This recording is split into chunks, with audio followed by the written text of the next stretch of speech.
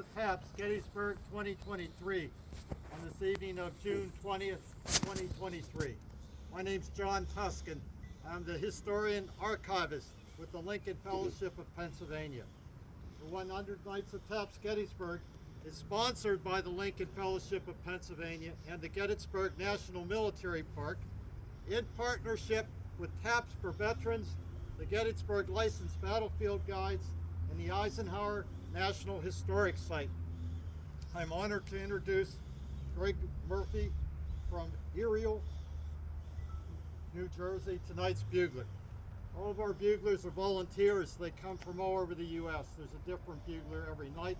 They come on their own dime. Greg is driven up from New Jersey to be with us this evening. We're very thankful.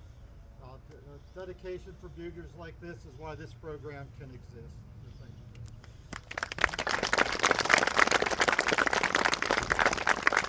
I'd also like to introduce our ranger on duty tonight with us, Tom Holbrook.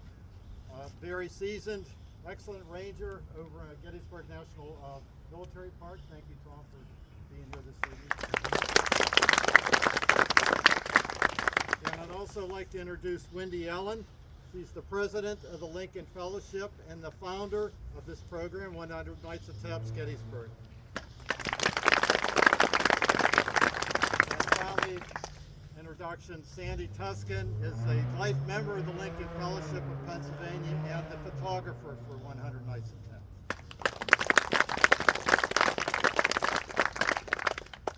This evening, we walked through this beautiful national cemetery, guided by pathways that brought us here to Soldiers National Monument.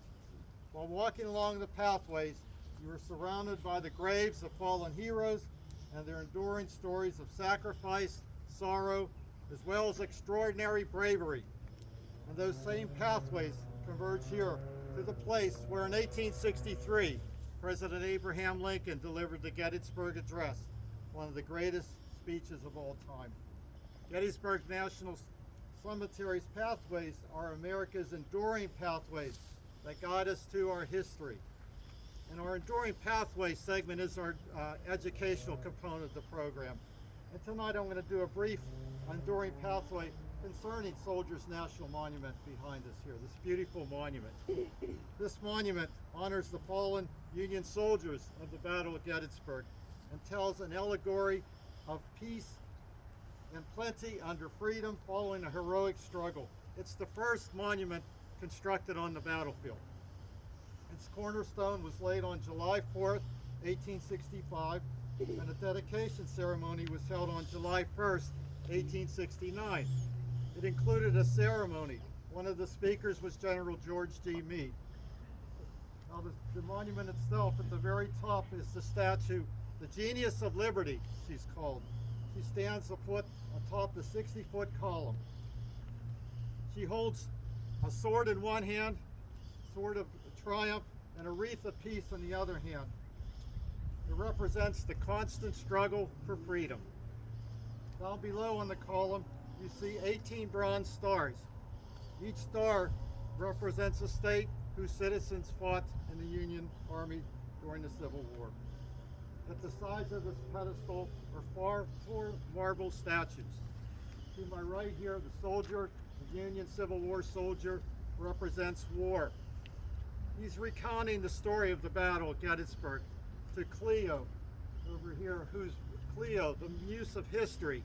And with a stylus and tablet, she writes the story of the battle and records the names of the fallen dead.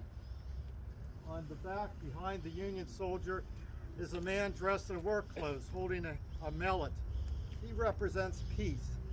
And then behind Cleo is a woman holding a sheaf of wheat. She represents plenty, peace, and the final triumph of the soldiers' struggle. Now this monument is notable as being near the location of the platform where President Lincoln delivered the Gettysburg Address, but it's only a symbolic place. There was a flagpole at the location of the monument when Lincoln gave the address. He actually stood behind there. We now place him right on this side of the fence from the Evergreen Cemetery. Once again, we are honored to welcome Greg Murphy, tonight's bugler. Greg has sounded taps at over 1,000 military funerals with honors and veteran ceremonies. He honed his playing skills in his marching band days as a member of the Clifton High School Mustang Band, New Jersey. He is a 21-year member of Bugles across America, New Jersey, and Florida, and is Assistant New Jersey State Director of Bugles across America. He plays trumpet with the Tri-County Symphonic Band of New Jersey, the Boynton Beach, Florida Gold Coast City Band, and the original Hobo Band of Pittman, New Jersey.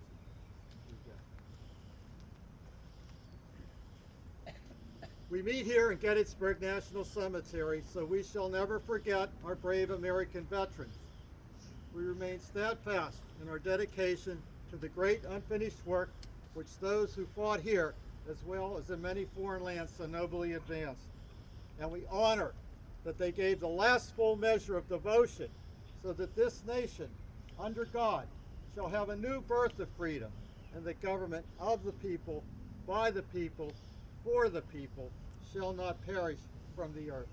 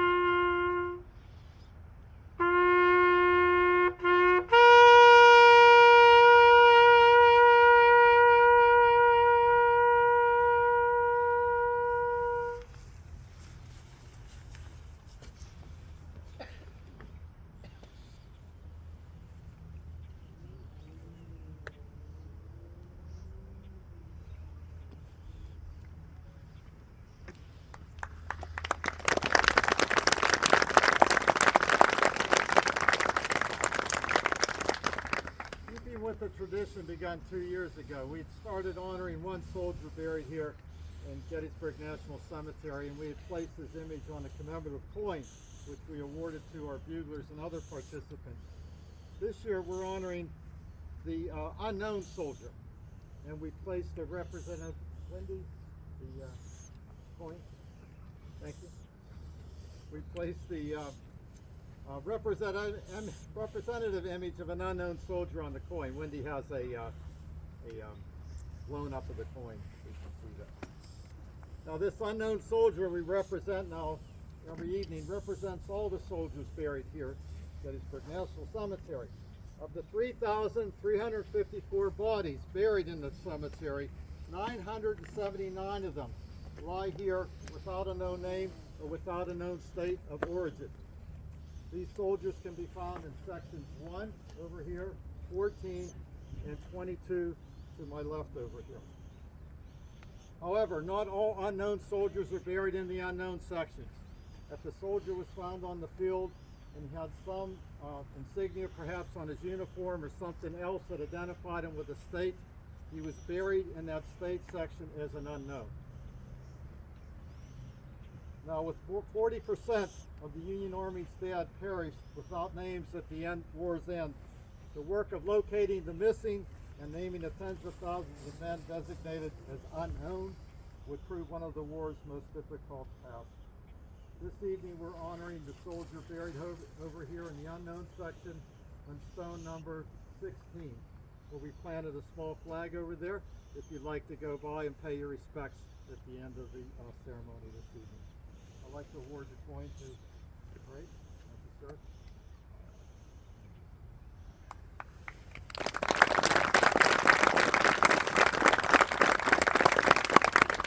on taps here every evening at 7 p.m. Please join us again if you can. Also, please join us here on November 19th for the annual Dedication Day ceremony.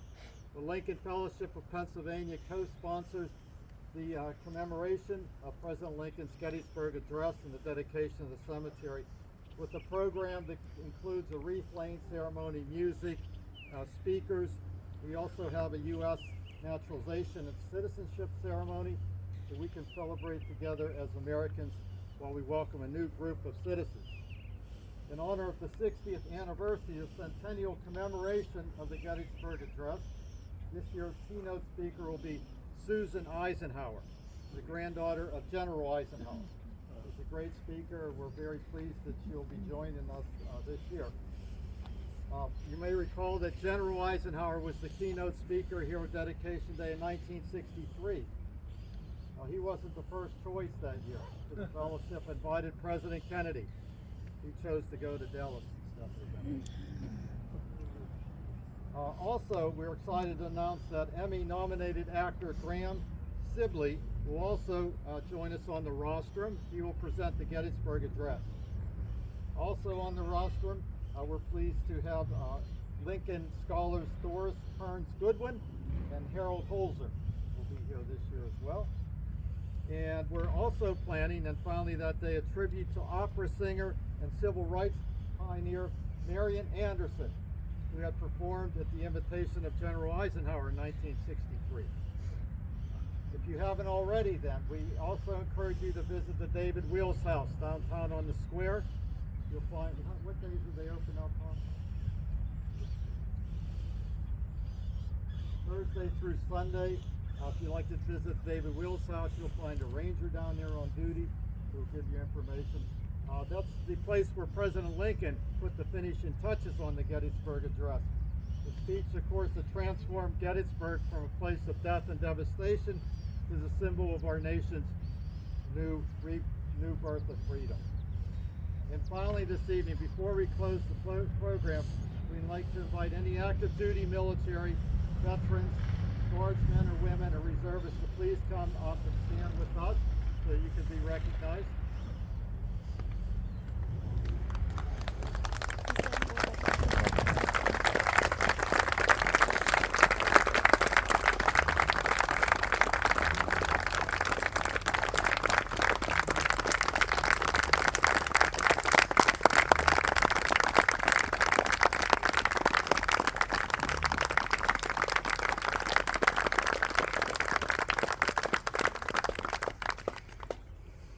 Thank you all, and thank you everyone for coming out this evening.